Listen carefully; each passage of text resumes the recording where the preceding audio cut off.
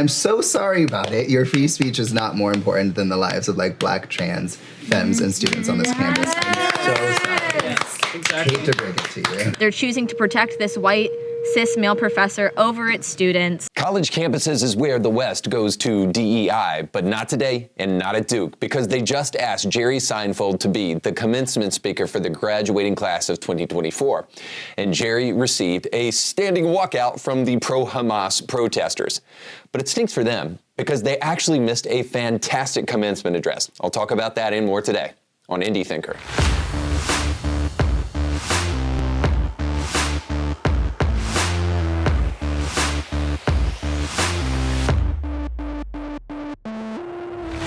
Welcome to the show. My name is Reed Huberman. Don't forget to like, share, and subscribe, and click that little bell to be notified. Also, don't forget to sign up for our Indie Thinker newsletter. That is your one-stop shop for all Indie Thinker extras.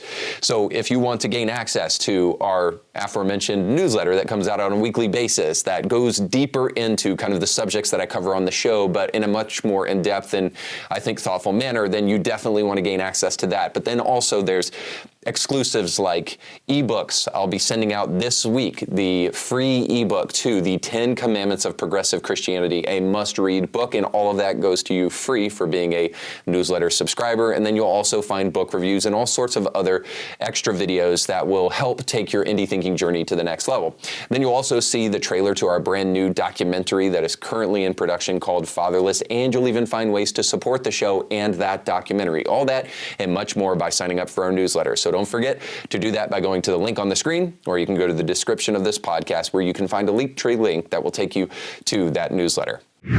There's one thing that binds the human race together more than probably any other thing, and this is across the board. This means intersectional feminists studying lesbian dance theory, or conservative evangelical Christians actually doing things that better society. All of us have one thing in common. We all desire to know that our lives will mean something, that we will make a difference.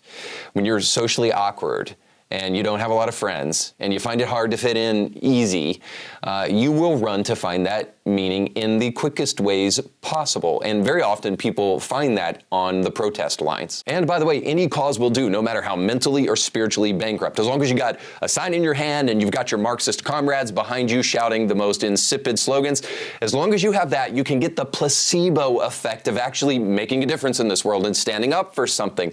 All of us need something to stand up for. It is the place where we find existential meaning, but not all causes are alike. This is how you get the insipid and insane image of college graduates at a prestigious university like Duke walking out on Jerry Seinfeld as he's announced as the commencement address speaker. Now you can see that on the screen. You can see a group of nerds and social misfits that have been steeped in Marxist ideology, critical race theory, DEI, and other brain viruses thinking that they are standing for human rights by protesting a man simply because he is Jewish. I mean, honestly, guys, this is almost like straight out of an episode from The Office. In order to stand against Nazis, you must resent and show hatred for all Jews. Make sense? Shalom. I'd like to apply for a loan. That's nice, Dwight. And of all people to be upset by, Jerry Seinfeld, one of the most tepid men and uncontroversial observational comics of our time, but also one of the funniest men of our time, which does make me want to tell all of those people who missed his commencement, you chopped off your nose to spite your face, because it was a great speech. But this is what progressive ideology does. It is a lesson in moving at all costs, even if you're going backwards.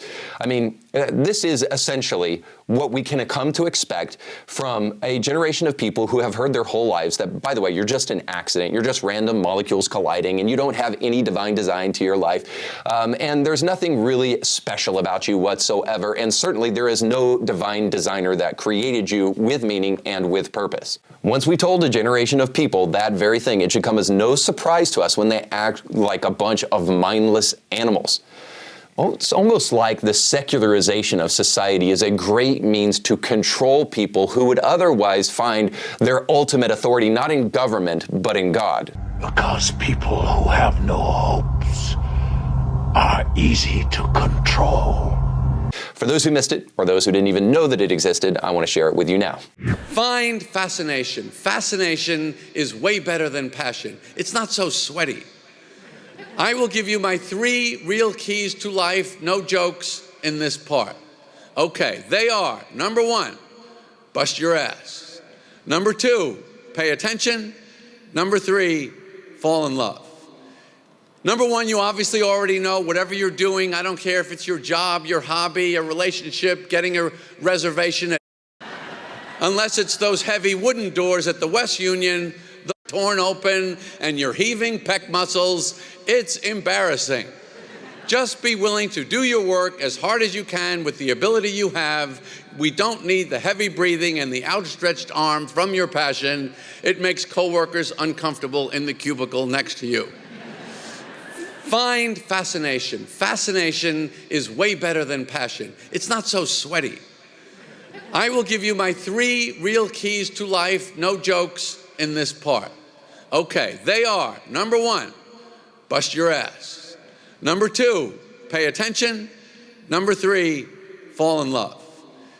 Number 1, you obviously already know. Whatever you're doing, I don't care if it's your job, your hobby, a relationship, getting a reservation at M Sushi, make an effort. Just pure, stupid, no real idea what I'm doing here effort.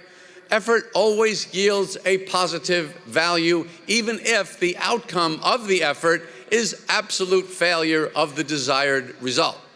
This is a rule of life. Just swing the bat and pray is not a bad approach to a lot of things. Number 2, pay attention.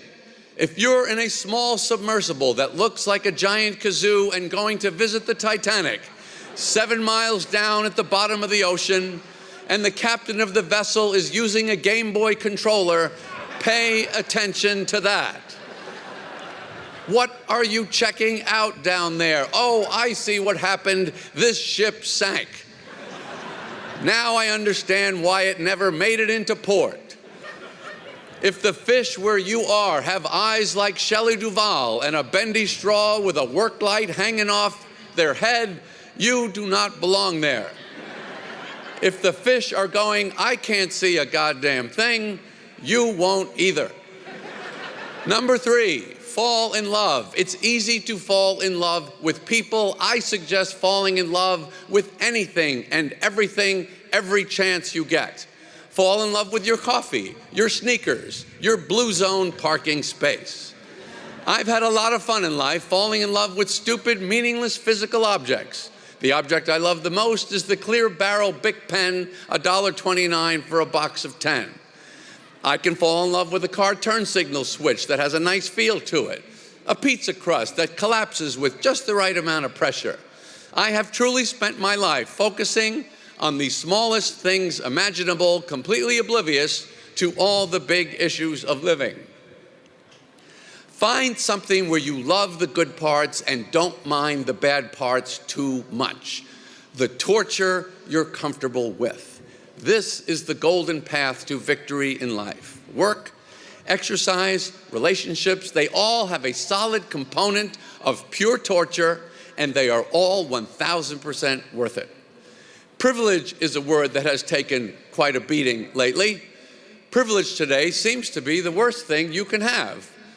I would like to take a moment to defend it. Again, a lot of you are thinking, I can't believe they invited this guy. Too late. I say, use your privilege. I grew up a Jewish boy from New York. That is a privilege if you want to be a comedian. Thanks. If I messed up a funny story around my relatives, they would go, that's not how you tell that joke. The prostitute has to be behind the drapes when the wife comes in. You went to Duke. That is an unbelievable privilege. I now have an honorary doctorate of humane letters degree from Duke University. And if I can figure out a way to use that, I will. I haven't figured anything out yet. I think it's pretty much as useful in real life as this outfit I'm wearing. But so what? I'll take it. My point is we're embarrassed about things we should be proud of and proud of things we should be embarrassed about. Now, what is Jerry referring here to? We take pride in things we should be embarrassed about. I don't know. Could he be talking about this? Let's go to the tape. is something that, just as Ethan explained, I cannot define because I am not but myself. You used the word, so what did you mean when you said trans women are women if you don't know what it means? Right? Yep, definitely talking about that. These are the things that we should be embarrassed by, but will be parading down our streets this coming June. This reminds me of the myth of neutrality, that there is this idea that we don't need to take controversial stances, or maybe even more properly, you do you and I'll do me, and you can believe whatever you want to believe, just as long as it doesn't infringe upon my rights to do whatever I want to do. Well, the truth is if we're going to live in a moral society, we're going to have to establish laws that do impede upon your rights. I'm sorry, it's just going to happen. So for instance, if you believe that you have the right to kill a baby because you're a secular humanist that doesn't value life, well, I'm sorry, my belief is going to step in the way of that and try to rescue that innocent baby. And what we should actually be having as a society is a conversation as to what truth actually is, so that we don't assume that the postmodern nonsense that says, well, that's good for you, but not for me, is actually any type of logical and coherent way to run a society. The truth is that if we're going to perpetuate that myth, we're going to continually find ourselves not only at each other's throats and unable to agree, but we will find ourselves also chopping off the body parts of kids and mutilating children in the womb. I don't know about you, but I don't think our society is better when we take moral neutrality on issues that demand people of a conscience actually doing something about it. And I do have to harp on my side of the aisle for just a moment here. Evangelical Christians are probably the worst of this. They agree far too easily with the liberals and the progressives out there in society today that we shouldn't shove our religion down people's throat, when we're actually just simply talking about what a civilized society looks like and whether or not we can agree upon a basic definition of truth. Because if we don't have that, well, then guess what you won't have for very long? Freedom, rights, justice, or any kind of world that you would want to live in. All that to say this, we need a moral center. And to have that moral center, it's useful for us to be able to agree upon what morality actually is. And I think rather than secular humanism being the arbiter of that truth, Christianity is in a much better place to do it. So you do you is creating child groomers and worse in our society today. And if you want evidence for this, well, let's just go back to the tape to prove it. And the world's getting kinder. Gen Z's gayer than Grindr. Learn to love, learn to vogue, face your fate. We'll convert your children. Someone's gotta teach them not to hate. Thank you, San Francisco Gay Men's Choir. Yes, that is a thing, and you just saw them. For reminding us how unfunny gay people can be, and also that godless secularism is a course in ridiculous nihilism. No, thank you. I'll take Christianity as a moral guiding force in society for 200 Alex over your secular nonsense any day. All right, let's go to clip number 2. About work, you know how they always say nobody ever looks back on their life and wishes they spent more time at the office? Well, why? Why don't they? Guess what? Depends on the job. If you took a stupid job that you find out you hate and you don't leave, that's your fault. Don't blame work. Work is wonderful. I definitely will not be looking back on my life wishing I worked less. If that's not how you feel at work, quit. On your lunch break, disappear. Make people go, what happened to that guy? I don't know. He said he was getting something to eat, never came back.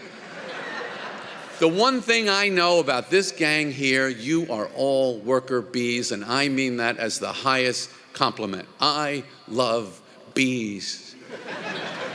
Beautiful, amazing, elegant society. I made a cartoon movie about bees you may have watched as a child.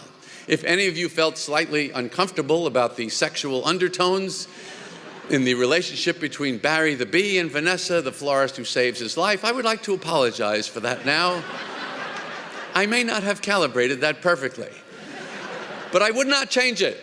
And this is probably the biggest point I would like to make to you here today regarding humor. I'm going to try and reach across a couple generations here to tell you the most important thing I am confident that I know about life. I'm 70. I'm done. You are just starting. I only want to help you. The slightly uncomfortable feeling of awkward humor is okay.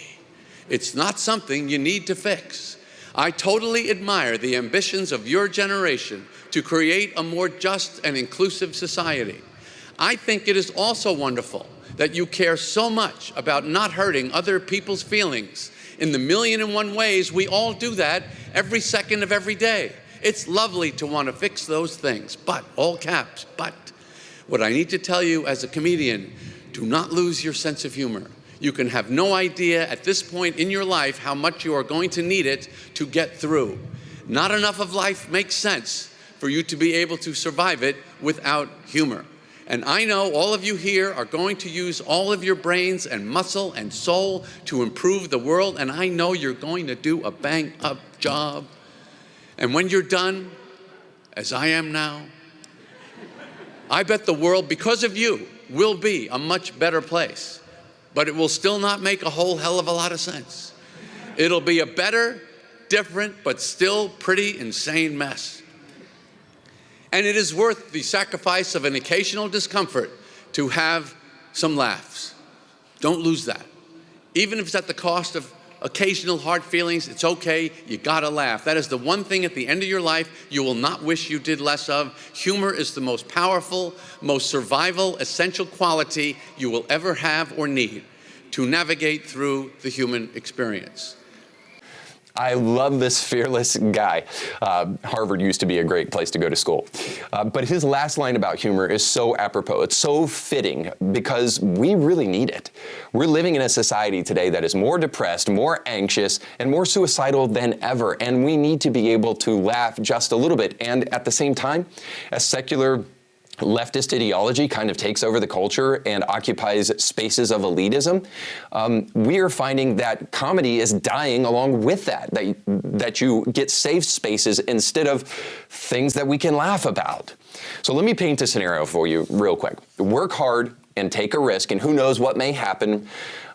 Maybe quite possibly failure, but you'll learn and grow, and maybe you can be a success one day in the process of all of that is much better than you're the victim, people are oppressing you, and there's little hope for you because of it, and let's cosplay revolution, because the only way to get around that is a bunch of bloodshed and burning everything down in our city streets. So which one of those things is better for society? When Jerry Seinfeld talks about the importance of humor and talks about the importance of hard work, he has a bit of a point. But I think those virtues and those ethics are becoming less and less important in society as we find ourselves finding less and less rational belief in ethics and virtue. Again, you can say that I'm confusing cause and correlation here, but I can't help but see that as our society becomes more secular, we find it more difficult to actually define ethics and virtue. And it becomes way easier to convince a group of people that ethics and virtue don't actually work. All that actually exists is power. And whoever has the most power is the one that's going to be the winner at the end of the day. It's not a battle of good and evil. It's a battle of the powerful and the powerless. And the only way to change that, with good and evil, the way to change that is to do what is right. But for the power and the powerless, the only way to change that is to kill the powerful so that you become the powerful. So if you're powerless, do whatever is necessary to kill the powerful, and then you can take their place. And then we have this cyclical kind of circle of life of constant death and bloodshed. This is what the nihilism of godless communism gives us. So I made this statement just a moment ago, and I feel like it does deserve to be justified. I believe, logically speaking, that atheism leads to nihilism, or is at least akin to it. But I think logically speaking, the only conclusion is nihilism when you have a godless lifestyle. Now, what does this not mean? It does not mean that if you're an atheist, you're destined to be depressed and you're going to be purposeless and listless in life. No, I think actually you're a benefactor of Christianity enough to where you're not actually as much of an atheist as you probably think you are.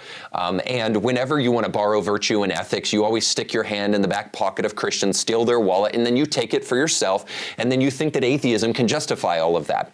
Actually, more importantly, I think just logically speaking, whether you find yourself listless, purposeless, or any of those other things, while you don't believe in God, what I would argue is just simply that rationally speaking, you don't have a rational basis from which you can actually derive meaning in this life if God does not exist. And what I mean is this, is that if your life does not have eternal value, then what we do in life won't echo in eternity, and Russell Crowe is totally wrong. What we do in life echoes in eternity. But of course we know he's right. So if what we do does matter not only in this life, but in the life to come, and if our actions have consequences in this life because we do have a divine being watching us, then our lives will take shape in a much different way. Now, you can argue, as I've heard very many immature people, if you need somebody watching over you to make you do the right thing, well, then you're not actually a good person. The problem with that is that all of us have incentive structures. If you don't have God watching over you, calling you and helping you understand what is right and wrong, then you have something else telling you that. What do you have? Either your arbitrary whims, and I would tell you, if you just have arbitrary whims telling you what's right and wrong, then you can justify almost any atrocity on the planet. By the way, I think it's probably fair to say that if God is not watching, you will tell a lot more people to F off and sleep around a lot more with a lot more women and leave a lot more kids without their fathers in the home. Sound like modern secular society? The more secular we've become, the more depressed we've become statistically. And who among us thinks that the quality of life wasn't better 50 years ago? I know, outside of your iPhone and Netflix, which is arguable whether that's made life better, tell me truly, honestly, is the quality of life and society not better in the 1950s than it is right now? So let me just give you a logical analogy. If I told you that this most difficult life will end in dirt, in worms. Now, work hard and find meaning in life. Would you do that? Or, big or here, I tell you that work and life has meaning beyond your wildest imagination because it will matter in all of eternity. Wouldn't it logically follow that you'd make more of this life than before? All that to say, get a damned sense of humor and an appetite for Jesus and watch how much your life really takes on new meaning. All right, let's jump into one last clip. The other thing I see going on that throws a lot of people off these days is thinking, I've got to make as much money as I can. I personally believe the real game is I want to have the coolest job. When I started out as a comedian, I did not think I was funny. I thought I'm a little funny. Maybe I wouldn't have to be that funny. I just have to be funny enough to feed one person. And I could do that with a loaf of Wonder Bread and a jar of peanut butter. A loaf of bread and some peanut butter. That was my actual plan. That's how you think when you do not have a Duke education. I just wanted to have this super cool job. And cool is a word not easily defined. It's really just whatever you think is cool. So just go for what you think is the coolest. Money will be made eventually, somehow. Try not to think about it so much. I see this messing people up a lot. Put it to the side a little. Don't think about having, think about becoming. Having is fine, but focus on becoming. That is where it's at. And I know you're not really even listening to this speech, and that's okay. I wouldn't either. You're graduating, you're thinking about yourself or timing your mobile order from the Yalla truck. That's all cool. But the one thing I really do care about communicating to you is don't lose your humor. Forget the rest, forget your education, your degree, your privilege. All of you here would do fantastically well without any of it.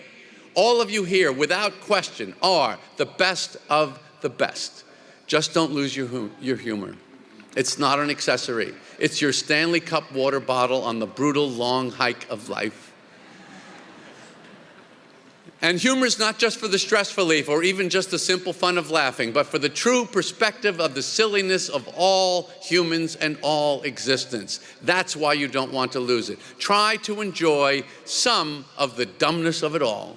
That's the best life advice I can give you. I wish you luck. I wish you love. Thanks for the phony degree and the ridiculous outfit. Go get him, Duke class of 24. Throw the hat up. Let's get out of here. Congratulations. I want to give you an impression of what I walked away with from this commencement address, and maybe it will resonate with you.